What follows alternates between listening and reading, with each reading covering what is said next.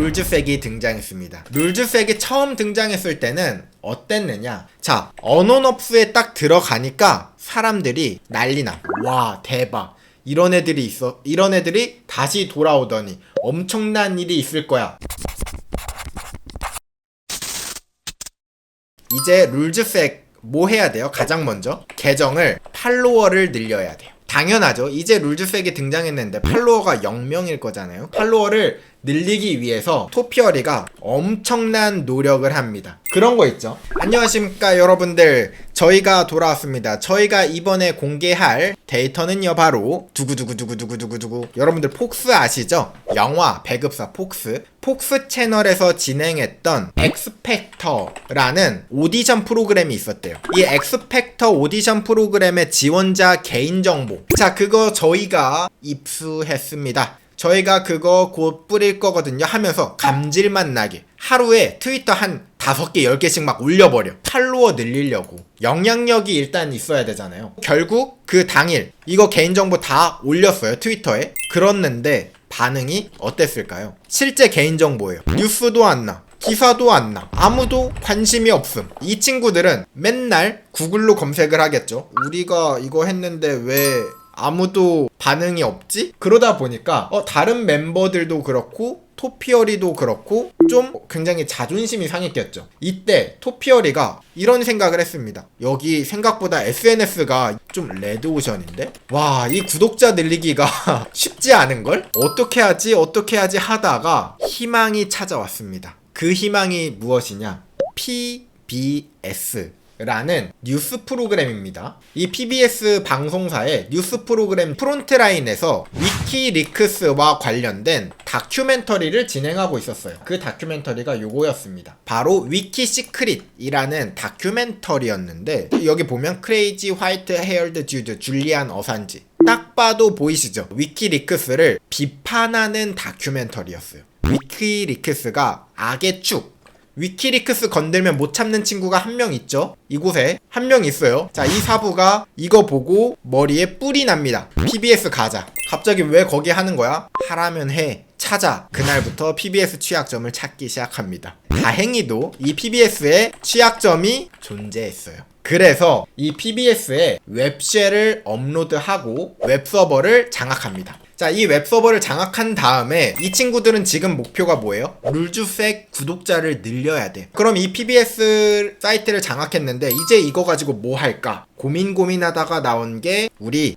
허위 기사를 작성하자. PBS가 일종의 뭐 KBS, SBS 같은 방송사란 말이에요. 허위 기사를 작성하는 거 어때? 그래서 그때 냈던 기사가 바로 이겁니다. 인터넷 사이트에 투팍 Still Alive in New Zealand 라는 기사를 이 친구들이 허위 기사로 냅니다. 그래서 투팍이라는 분이 어떤 분이냐면 1996년 라스베거스에서 사망하신 분이에요. 그래서 그 음모론이 여기에서 나온 겁니다. 여기서 시작된 거예요. 투팍이 여전히 살아있다. 이거 허위 기사입니다. 명백한 허위 기사예요. 자, 이 허위 기사를 냈어요. 투팍이 죽은 줄 알았는데 뉴질랜드에서 몰래 조용히 살고 있었다 라는 글을 올립니다. 이 사실을 안 PBS 담당자들 헐레벌떡 들어와가지고 이 기사를 지우려고 했겠죠. 그러나 지울 수가 없었습니다. 왜? 이들이 웹서버를 장악해서 이분들의 권한을 다 제거해놨거든. 들어와도 글을 삭제를 못해. 보고만 있어야 돼. 그 순간 어떤 일들이 일어났느냐? 이 기사가 대히트를 쳐가지고 각종 SNS에 퍼져나가게 됩니다. 다른 뉴스 혹은 페이스북 이런 데에다가 다 널리 퍼지게 되는 거예요. 우리가 알고 있던 투팍이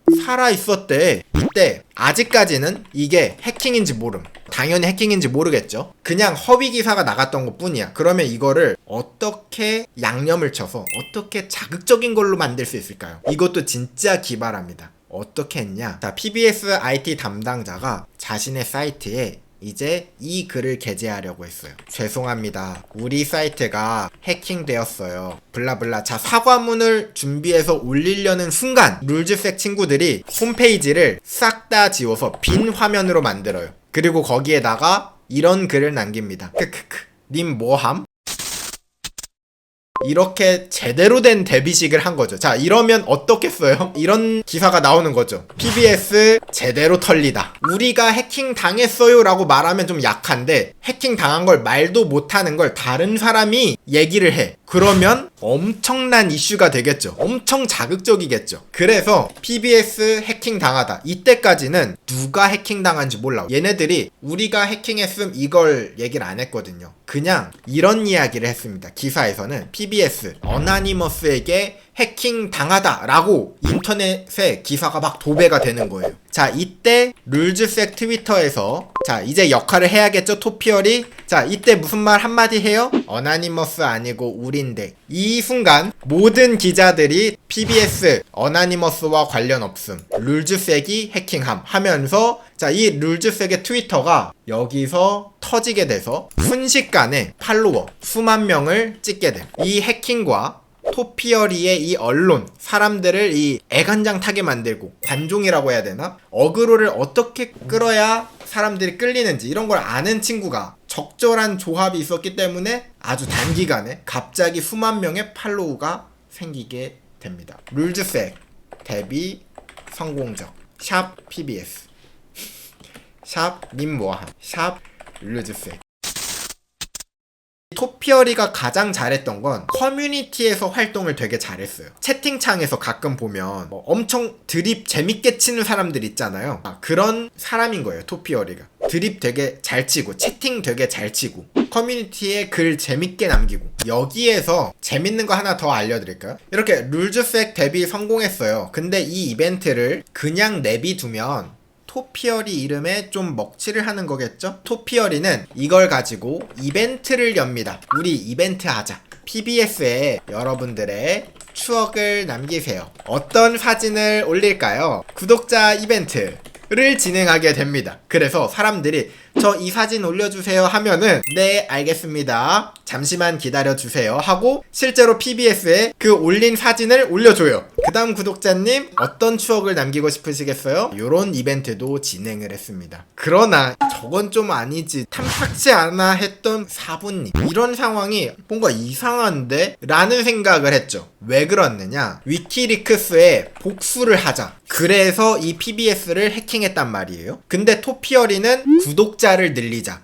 여기에 초점이 가 있었던 겁니다. 사실 사부는 해킹하고 나서 그런 걸 좀 올려줬으면 좋겠다라는 생각을 했어요. 토피어리는 어떻게 했느냐, 여기 이 사건에다가 이 위키리크스를 묻히면 야 재미없어, 우리 무슨 도덕 집단이 된단 말이야, 어그로 끌 때는 위키리크스 우리 빼자, 그냥. 그래서 그 메시지 있죠, 해킹 메시지에 보면 위키리크스 언급이 전혀 없습니다. 이 트위터에도 이런 이상한 이벤트 진행하고. 그러나 사부는 할 말이 없었어요. 성공했잖아. 토피어리가 하자는 대로 해가지고 구독자 몇십만 땡겼잖아. 사실 사부 입장에서는 할 말이 없어. 이거는 확실히 영역이 다르잖아. 언론은 토피어리가 더 잘하잖아. 위키리크스 좀 얘기 좀 하지 말을 안 했습니다. 이거는 각자의 전문 영역이다 라고 생각을 하고 서로 존중을 했던 거죠. 뭐 어쨌든 보면 구독자 몇십만이 확 땡겨졌던 거니까 어떻게 보면 굉장히 성공적인 데뷔를 한 거죠.